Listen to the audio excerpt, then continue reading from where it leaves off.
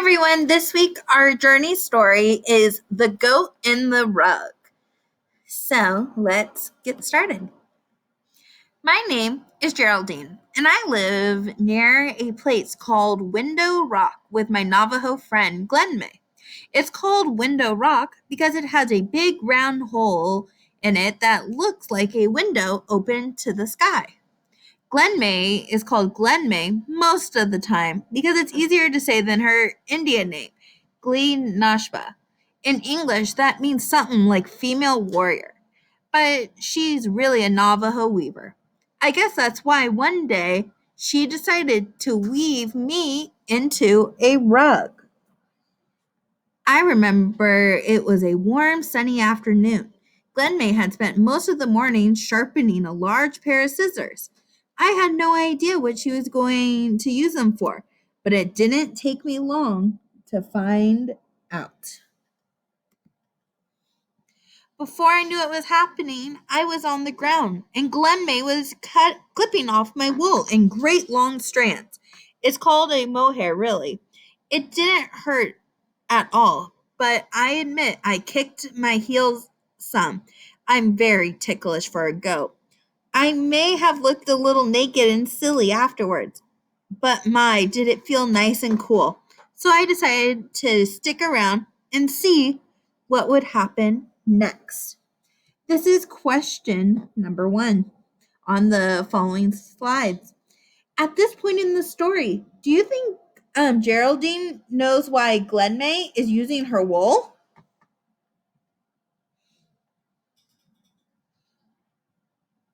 Okay. The first thing Glen May did was chop up roots from a yucca plant. The roots made a soapy, rich lather, which she mixed them with water. She washed my wool in the suds until it was clean and white. After that, a little bit of me, you might say, was hung up in the sun to dry. When my wool was dry, Glen May took out 2 large square combs with many teeth. By combing my wool between these carding combs, as they are called, she removed tiny bits of twigs or burrs and straightened out the fibers. She told me it helped make a smoother yarn for spinning. Then Glen May carefully started to spin my wool, one small bundle at a time, into yarn. I was beginning to find out it takes a long while to make a Navajo rug. Again and again, Glen May twisted and pulled the wool. She spun it around a long, thin stick she called a spindle. As she twisted and pulled and spun, the finer, stronger, and smoother the yarn became. A few days later, Glen May and I went for a walk. She said we were going to find some special plant she would use to make dye. I didn't know what dye meant, but it sounded like a picnic to me. I do love to eat plants. That's what got me into trouble. When Glen May was out looking for more plants, I ate every one she had already collected in her bucket. Delicious. So this is question number 2 in the next slides. Why do you think Glen May wants to find plants to make dye? Is it to eat? Is it to add color to the wool? Or to make a craft at home?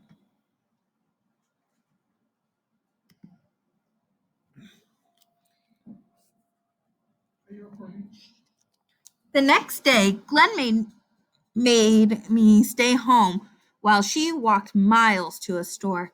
She said the dye she could buy wasn't the same as the kind she makes from plants. But since I'd made such a pig of myself, it would have to do. I was really worried that she would still be angry with me when she got back. She wasn't, though. And pretty soon, she had 3 big potfuls of dye boiling over a fire. Then I saw what Glen May had meant by dyeing. She dipped my white wool into one pot, and it turned pink.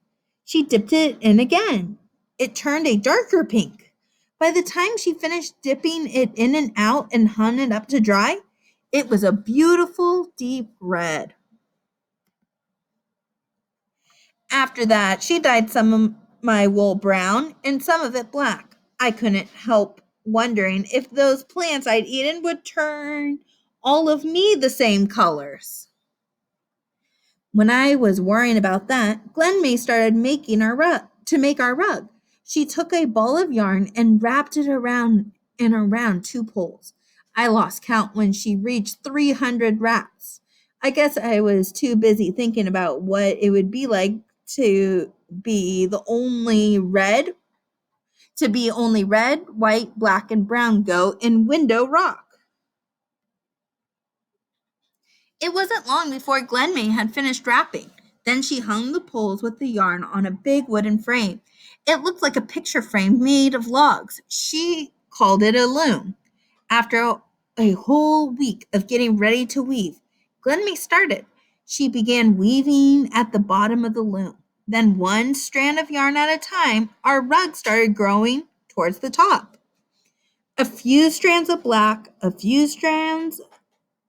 of brown, a few of red, in and out, back and forth, until in a few days the pattern of our rug was clear to see. Our rug grew very slowly, just as every Navajo weaver before her had done for hundreds and hundreds of years. Glenmay formed a design that would never be duplicated. Then, at last, the weaving was finished, but not until I checked it quite thoroughly in front and in back. Did I let Glenmay take our off the loom? There was a lot of me in that rug. I wanted it to be perfect, and it was. Since then, my wool has grown almost long enough for Glenmay and me to make another rug.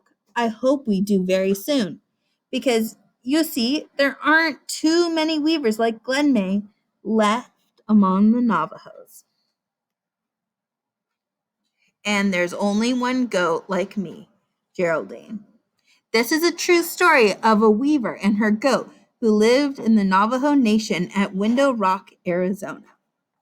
So the third question that I have is Navajo rugs can't be duplicated because each of them are unique. You are going to create your very own Navajo rug on the next slides. So this was our reading for today.